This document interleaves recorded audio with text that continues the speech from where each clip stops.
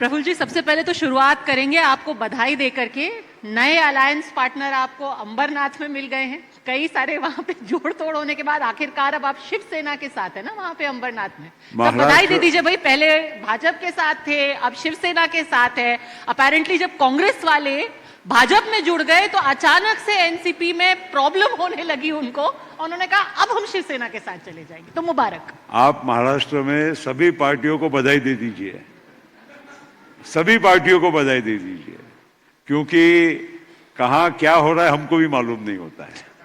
इसलिए ये लोकल चुनाव जो है ना 9 साल के बाद हो रहे हैं और इतनी उत्सुकता है, इतने लोग जिसको कहते हैं कि लड़ने के लिए मैदान में उतरे हैं और सबकी जो तमन्नाएं हैं उसको पूरा करना नामुमकिन है। और क्या होता है कि बड़े चुनाव, लोकसभा है, देश के चुनाव आ गए, विधानसभा स्टेट का इश्यू आ गया, पर ये लोकल इश्यूज में हमारे सभी के वर्कर कहते हैं कि भाई आप अलायंस कर लोगे, पहले कर लोगे तो हमें कब लड़ने का मौका मिलेगा। आप बड़े लोग तो अपना एडजस्टमेंट कर लेते, हमको मौका ये चुनाव में दीजिए। और इस वजह से आप देख रहे हैं कि पूरे महाराष्ट्र में अलग अलग शहरों में अलग अलग अलायंसेस बने हैं, सबकी भूमिका अलग है। तो चलो, आपने हमको बधाई दी, धन्यवाद, आपकी बधाई स्वीकार कर ली, मगर ऐसी बहुत बधाई आपको लोगों को देना है और भी जो आपके शो में आएंगे। चलिए, तो मतलब ये सो कहते हैं ना कि डिसार्मिंग ऑनेस्टी है कि कोई अनटचेबल नहीं है लोकल पॉलिटिक्स में। देखिए, लोकल पॉलिटिक्स में थोड़ा फर्क तो आएगा ही।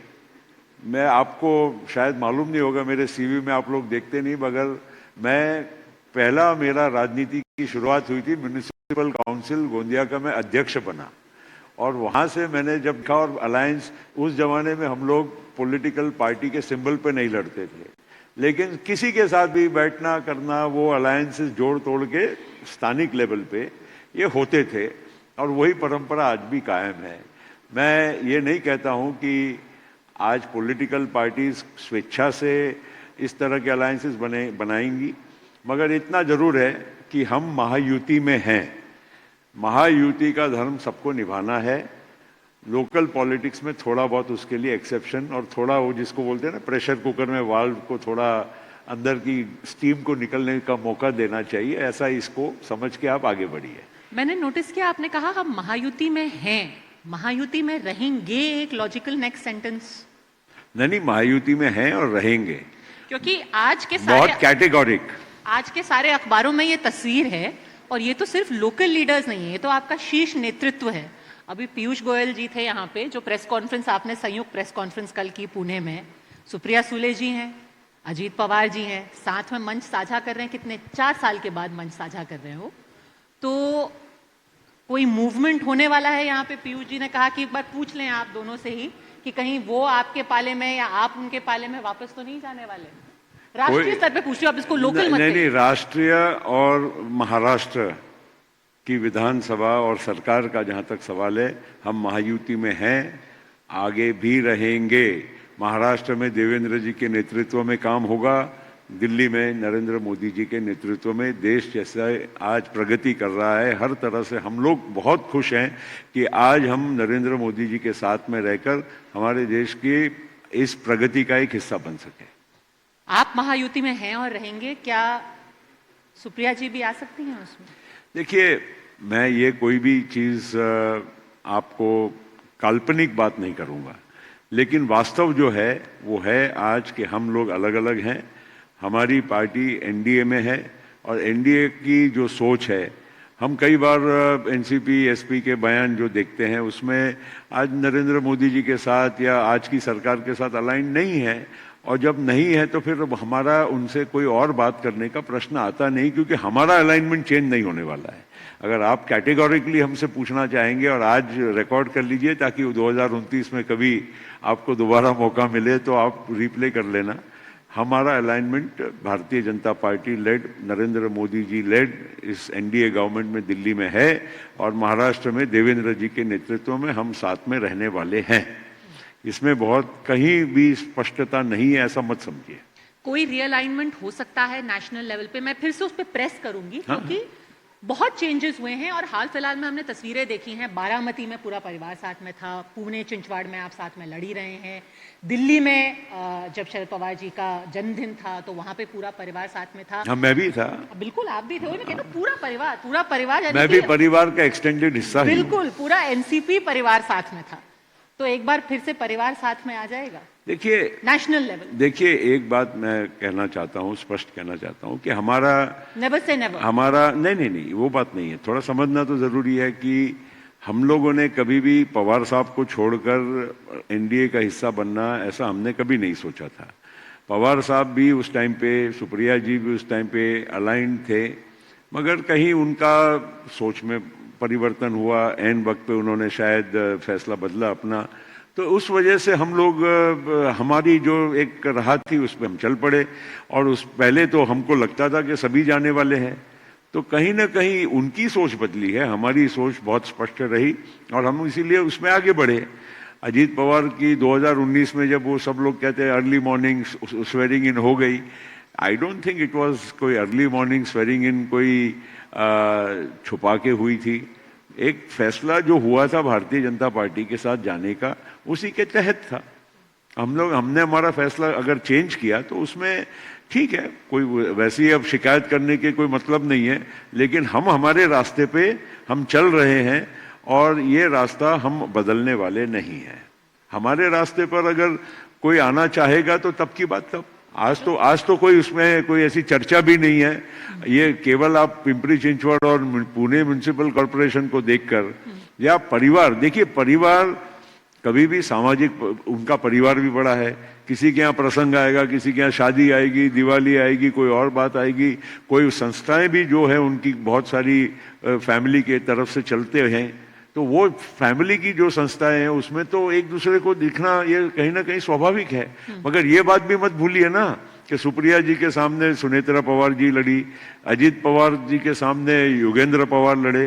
तो ये राजनीति का सिलसिला, आपका कहना ठीक है, ये फिलहाल के चुनाव को देखकर अचानक लोगों के मन में ये प्रश्न आना ये स्वाभाविक है, लेकिन मैं भी एक जिम्मेदार व्यक्ति हूं, मुझे लगता है कि ऐसी कोई बात नहीं है।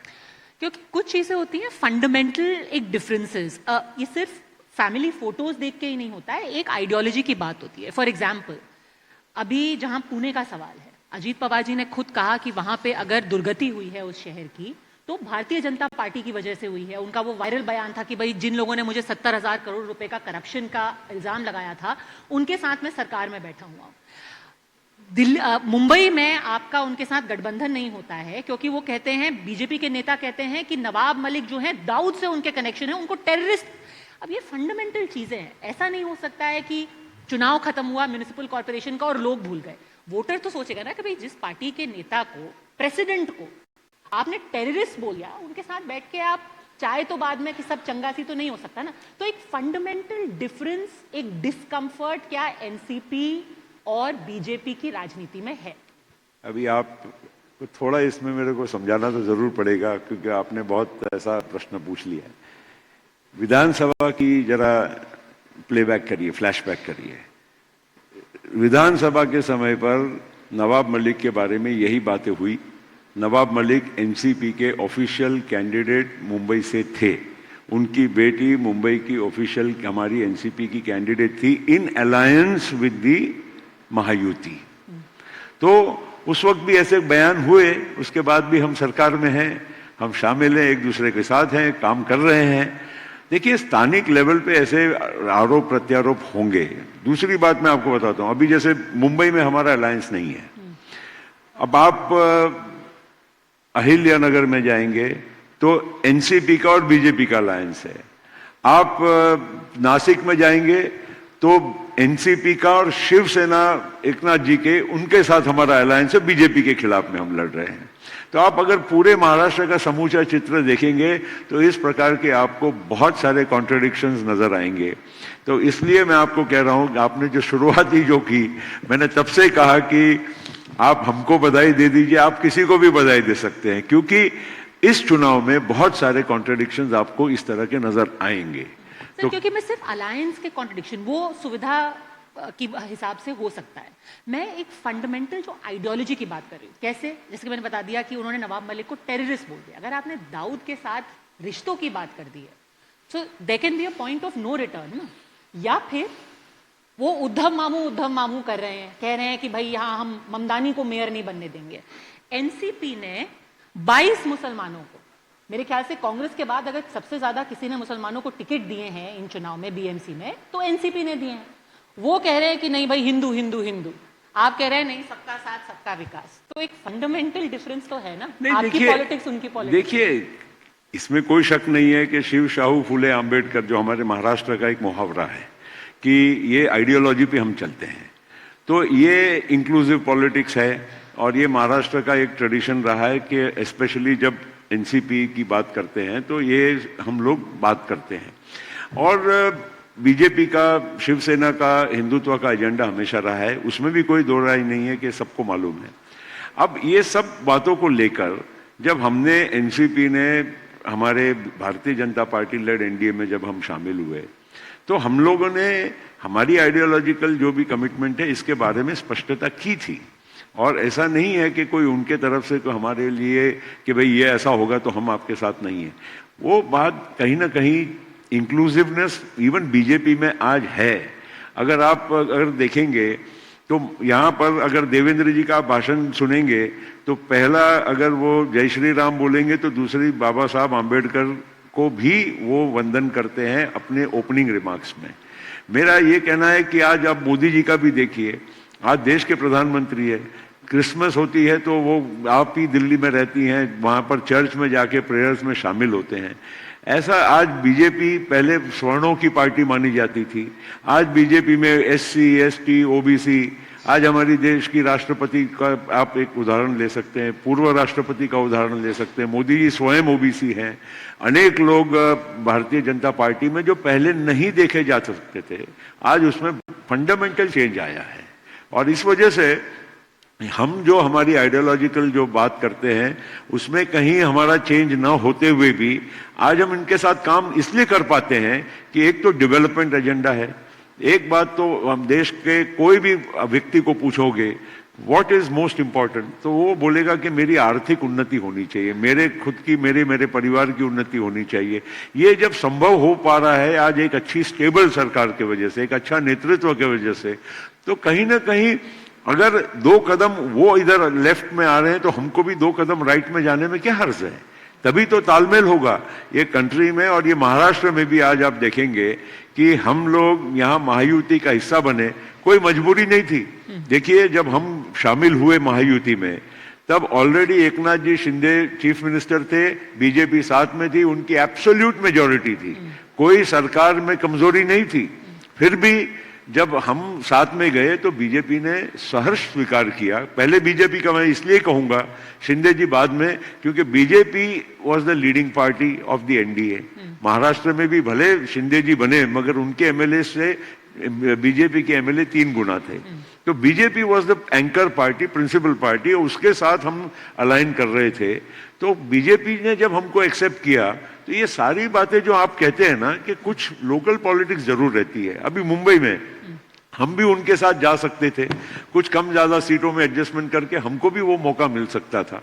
मुझे नहीं मालूम, हमने एक्सप्लोर नहीं किया, मगर हमने पहले ही सोचा कि मुंबई में एनसीपी ट्रेडिशनली थोड़ी कमजोर रही है, तो मुंबई में हम अगर उनके साथ जाएंगे भी तो हमारे पार्टी के कार्यकर्ताओं को मौका कहां से देंगे।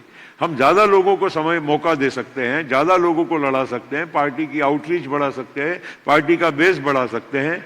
और उस वजह से, और ये बात भी सही है कि कांग्रेस का वोट काट सकते हैं। नहीं, सर्टन ये बात भी जरूरी है कि मुस्लिम कम्युनिटी को प्रतिनिधित्व एनसीपी ज्यादा देते आई है, और ये हमारी पहले की सोच के आधार पर है।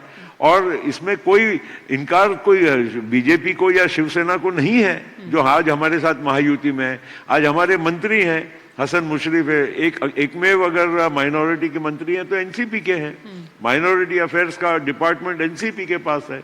तो what is wrong in that? अगर ये सारी बातें एक दूसरे के साथ रहकर हम कर सकते हैं तो इसमें ये लोकल चुनाव में कुछ बात हुई उसका मतलब ये कि हमारा उनका कोई मतभेद हो गया है, ऐसा मैं नहीं मानता। तो जब आप कहते हैं कि आपकी शाहू अंबेडकर और धूले की राजनीति है और उनकी हिंदुत्ववादी राजनीति है। आप हिंदुत्ववादी राजनीति से अग्रीमेंट में हैं? नहीं, हिंदुत्व में कोई ऐसा फैक्टर निकलना चाहिए कि जिससे बाकी किसी का नुकसान हो रहा है। फैक्टर ये है कि उन्होंने एक भी मुसलमान को टिकट नहीं दिया। भाई अगर उनको नहीं देना है तो कोई उसमें कोई आपत्ति लेने की कोई बात इसलिए नहीं है कि हमें देने के लिए तो वो मना नहीं कर रहे हैं। आप तो इंक्लूसिव राजनीति कर रहे हैं ना? किसी को मंत्री बना रहे हैं तो वो इनकार नहीं कर रहे हैं।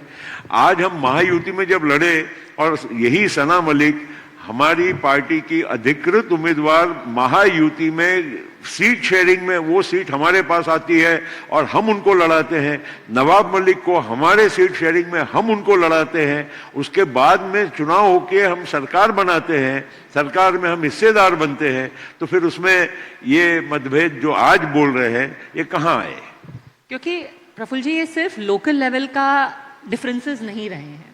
पहले भी असेंबली में भी ये बात कही गई है, सरकार में ये बात कही गई है कि मंत्रालय में एकनाथ शिंदे कभी कभी खफा रहते हैं कि भाई हमें उतना पैसा नहीं मिल रहा है, कभी कभी अजीत पवार खफा रहते हैं कि हमें उतना इंपॉर्टेंस नहीं मिल रहा है। भाई धनंजय मुंडे जो हैं उनका फटाफट खटाखट इस्तीफा करा दिया जाता है। बाकी other people are not held to the same standard. देखिए, हम खफा नहीं है और हमें रोज धनंजय मुंडे जिनका डायरेक्टली कोई इम्प्लीकेशन भी नहीं था उस मर्डर केस। धनंजय मुंडे का किस्सा ये हमारी भी तो एक पब्लिक लाइफ में, एक पॉलिटिकल पार्टी को जनता में अगर कोई बात का संभ्रम निर्माण होता है या नाराजगी नजर आती है या कोई बार बार आरोप होते हैं तो कहीं ना कहीं हमारी भी तो एक एज अ पार्टी, किसी ने हमें बोला नहीं है, हमने तय किया कि धनंजय मुंडे, और हमने उनको कहा कि आप थोड़े दिन के लिए बाजू में हो जाइए, क्योंकि आपने कहा क्योंकि आपका नेतृत्व तो उनको बैक कर रहा था कि उनका कोई डायरेक्ट नहीं। देखिए, आज भी मैं कहूंगा कि धनंजय मुंडे हटने के बाद भी 1 साल से ज्यादा हो गया, धनंजय मुंडे के खिलाफ में एक भी चीज उनके खिलाफ में आई है क्या पब्लिक डोमेन में? तो जुडिशियल इंक्वायरी हुई नहीं, हटाया पब्लिक परसेप्शन। यू सी, हम पॉलिटिकल पार्टी है, थोड़ी सेंसिटिविटी तो रखना पड़ेगा। कोई घटना घटी, उस घटना के वजह से अगर लोगों में संभ्रम निर्माण होता है, हमारे खुद के हिसाब से भी public, you have to be appearing before people as a honest politician, as a honest party. अगर वो बात को हम अगर नजरअंदाज करेंगे तो कल नुकसान हमारा भी तो होगा ना। तो ये हमने, और ठीक है ना, जिस दिन धनंजय मुंडे का नाम क्लियर होगा बिल्कुल आपको हमारे मंत्रिमंडल में। खबरें तो ऐसी छापी गई थी कि मुख्यमंत्री बहुत नाराज थे, उन्होंने इंस्ट्रक्शन दिया कि हटाइए। मैं तो बिल्कुल वो जो गेम खेल रहे थे असेंबली के अंदर, उनको खेल नहीं, वो दूसरे मिनिस्टर हैं जिनका बिल्कुल ठीक है ना, उनका तो हमने इस्तीफा लिया। इस्तीफा इसलिए लिया कि उनकी जो कोर्ट का जो एक फैसला आया उनके खिलाफ में आया, हमने एक दिन भी उसमें हमने इंतजार नहीं किया। देखिए, पब्लिक लाइफ में कुछ चीजों को तो अगर आप सम्मान नहीं करेंगे, पब्लिक के सेंटिमेंट को सम्मान नहीं करेंगे तो कैसे चलेगा? तो वी आर एब्सोल्युटली सेंसिटिव और हम इस वजह से कहीं भी इस मामले में जिसको कहते हैं कि नजरअंदाज करके काम नहीं करेंगे। We are very clear about that. कोई नाराजगी नहीं है ऐसा? नहीं, कोई नाराजगी नहीं, और ये फैसले हमारे हैं। अभी देखिए, मुख्यमंत्री को हाथ में अगर इस्तीफा देंगे तो मुख्यमंत्री ही तो फॉरवर्ड करेंगे ना गवर्नर के पास। ये तो रूल्स ऑफ बिजनेस है, हम डायरेक्टली जाके तो गवर्नर को नहीं दे सकते। तो ये बात सही है कि इस्तीफा दिया गया, और चर्चा तो करना पड़ता है ना, आखिर मुख्यमंत्री है, after all is the head of the government. अगर उनसे बात करेंगे कि भाई हम ऐसी पेशकश कर रहे हैं, अभी इस्तीफा भेज रहे हैं आपके पास, तो उसमें क्या गलत है? ये जो ओवरआर्चिंग नैरेटिव है, मतलब शायद माना कि बीएमसी का बजट जो है it is larger than many of the states also, but जिस तरीके का कैंपेन हो रहा है, शायद ही, और आपने तो इतने आपको दशकों का अनुभव है, क्या आपने इस तरीके का कैंपेन देखा है जहां पर मतलब हिंदू, मुस्लिम, गुजराती, मराठी, मतलब नेशनल इश्यूज लिए जा रहे हैं, कह रहा है कि भाई अस्तित्व का सवाल है, मुंबईकर का अस्तित्व खत्म हो जाएगा? ये क्यों हुआ है? क्या ये इसलिए है कि जो बेसिक मुद्दे हैं, ये पानी, सड़क, मीटर का चुनाव होना चाहिए था, ये अस्तित्व का चुनाव किधर से बन गया? देखिए, इसमें आप लोगों को भी मालूम है, आप दिल्ली में बैठते हैं और पूरे देश के सभी लोगों से आप पूछेंगे तो उनको महाराष्ट्र में म्युनिसिपल इलेक्शन की चिंता नहीं है, बीएमसी में क्या हो रहा है, बीएमसी में क्या हो रहा है। और उनके लिए सारे चुनाव बीएमसी में समेट गए। तो ये ठीक है, मुंबई कॉस्मोपॉलिटन है, मुंबई में हर इस देश के हर कोने से आदमी यहाँ रहने आते हैं, अपना जिंदगी बनाते हैं। और यहाँ पर आप ये गलतफहमी में मत रहिए कि हिंदू मुस्लिम का ये पहली बार या इस तरह के प्रचार होते हैं। बाला साहब ठाकरे तो येही प्रचार करके और मराठी माणसाचा मी विचार करतो, त्यांच्या हितासाठी काम करतो, येही बोल बोल कर तो बाला साहब ठाकरे ने शिवसेना को खड़ी की है। और मुंबई में वो आज की बात क्यों कर रहे हैं, मुंबई में दंगे कभी हुए तो किसने, यहाँ पर कोई बीजेपी नहीं रहती थी, बाला साहब ठाकरे कहते थे। आप लोगों को क्योंकि ये सब चीजें ज्यादा जल्दी याद रहती है कि पिच खोद दिया, पाकिस्तान इंडिया की मैच नहीं होने दिया, तो कौन कराता था, बाला साहब ठाकरे कराते थे। तो ये कोई नया नहीं है मुंबई में इस तरह का पोलराइजेशन, इस तरह का Marathi versus non Marathi, Hindu versus Muslim या अदर कम्युनिटीज, इस तरह से थोड़ा बहुत ये ब्रांड ऑफ पॉलिटिक्स मुंबई में बाला साहब ठाकरे के समय से चलते आ रहा है। नहीं, बट उद्धव जी अब ये 9 साल के बाद चुनाव हो रहे हैं ना, नहीं किया, वो तो कह रहे हैं उल्टा कि वो एकदम इंक्लूसिव पॉलिटिक्स कर रही है शिवसेना। उद्धव जी अभी ये मैं अभी ज्यादा तो नहीं बोलूंगा, परिवर्तन अभी हुआ है। 6 महीने पहले तक उद्धव जी का आप पहले भाषण सुनेंगे ना मुंबई में या कहीं भी, माझा हिंदू बांधवानो, सामने बैठे हुए सभी हिंदू है, यही बोल के वो एड्रेस करते थे। वो कभी नहीं बोलते थे कि मेरे भाइयों बहनों, माझा हिंदू बांधवानो। तो इसका मतलब ये नहीं है कि मैं उनकी कोई गलती है या कमी है, बट बात इतनी जरूर होती थी कि जो भी वो बोलते थे वो प्योरली वो पोलराइजेशन करने के लिए ही बोलते थे। चलिए, उनका भी हृदय परिवर्तन हुआ है। आखिर में प्रफुल्ल जी आपसे बस ये पूछना चाहूंगी मैं कि आप तो अलग लड़ रहे हैं यहाँ, नहीं, उनका हृदय परिवर्तन नहीं हुआ है, मजबूरी है, मजबूरी है।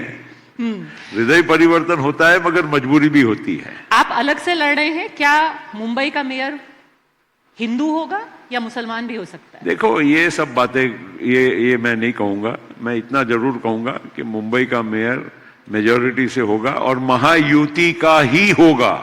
महायुति में कहीं परिवर्तन नहीं होने वाला है, ये मैं आपको स्पष्ट करके देता हूं। चलिए, प्रफुल्ल पटेल जी, हमसे बात करने के लिए और एनडीटीवी पावर प्ले में हिस्सा लेने के लिए आपका बहुत बहुत धन्यवाद और बहुत शुभेच्छा। Thank you.